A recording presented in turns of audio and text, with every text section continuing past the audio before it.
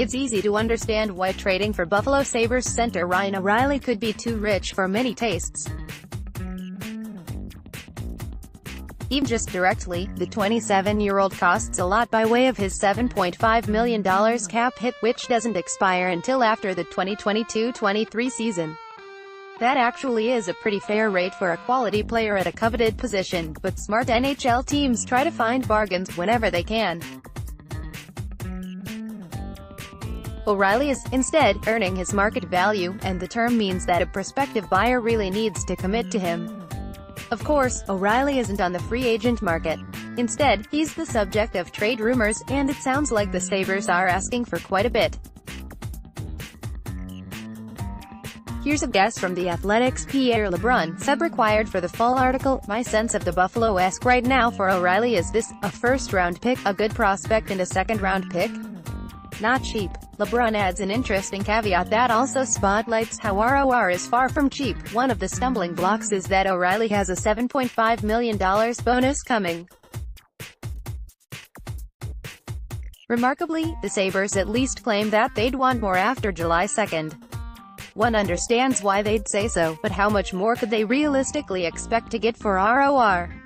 Or is it true that the Sabres realize they're better off not trading away a proven talent, and merely want to force an offer they can't refuse? As you can see from his contract terms via Cap Friendly, his deal is heavy on signing bonuses and low on base salary.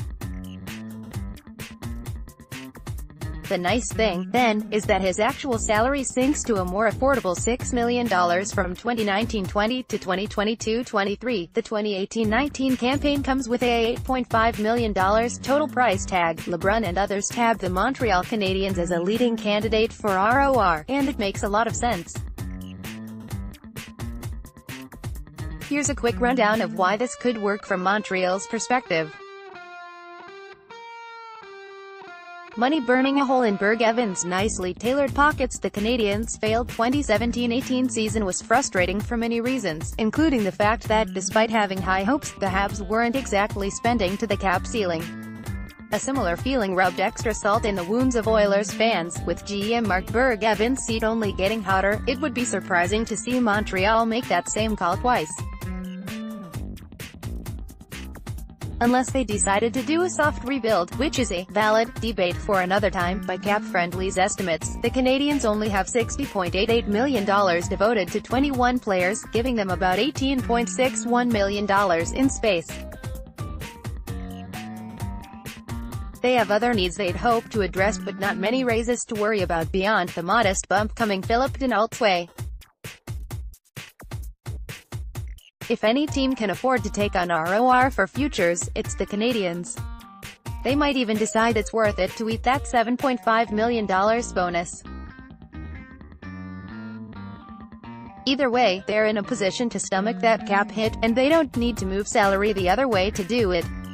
Plugging the talent leak. Simply put, the Canadiens have been bleeding talent in recent years, thanks in large part to Berg Evans losing trades in often dramatic ways. It sure seems like they'll lose an additional key piece in Max Pacioretty, too.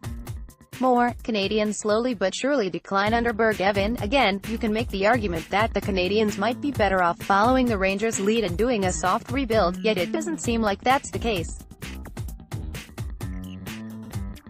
With that and all the lost talent in mind, adding O'Reilly for futures could really help stem the tide. ROR wouldn't be the top center in every situation, but it wouldn't be the worst idea for Montreal to trot him out as a tough matchup guy. He certainly has the two-way acumen to provide an upgrade at center, where the Canadiens have been weak for a decade.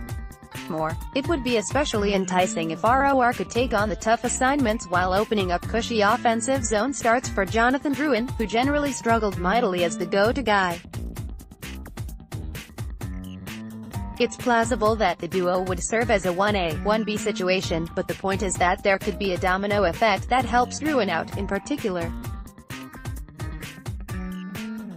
You could make a similar comparison in Buffalo, as Rasmus Dahlin may eventually make life a whole lot easier for Rasmus Ristolainen, who's arguably been exposed when asked to do too much. Clock's ticking. The clock is ticking, and not just on Berg Evans' run as GM. If the Canadiens want to enjoy a big rebound, ROR could be essential.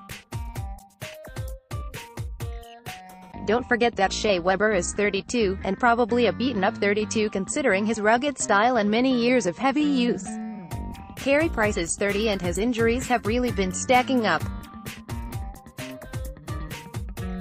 O'Reilly won't make those contracts suddenly look wise, mind you, but in the reasonably likely instance that both rebound for at least a little while, ROR could help Montreal make the most of those windows. A darkly amusing possibility: imagine if the Canadiens land ROR, trade Pacioretty away, and end up looking smart by drafting center Jesperi Kotkaniemi. Go really wild and imagine that Drouin finds his footing as a center once he's placed in extremely favorable situations. After years of saying, if only we could improve at center, the Canadiens could very well be deep and dangerous down the middle, while being shaky to putrid just about everywhere else. Such a scenario would be very hockey and very Canadiens. ***** O'Reilly isn't a perfect player, and he doesn't own a perfect contract. The Canadiens could very well end up losing another trade if they acquired ROR. Sometimes it's okay to overpay for that $5 shake though, and that might just be the case with O'Reilly and the Habs. James O'Brien is a writer for Pro Hockey Talk on NBC Sports. Drop him a line at fitblog@nbcsports.com or follow him on Twitter at CycleLikeSettings.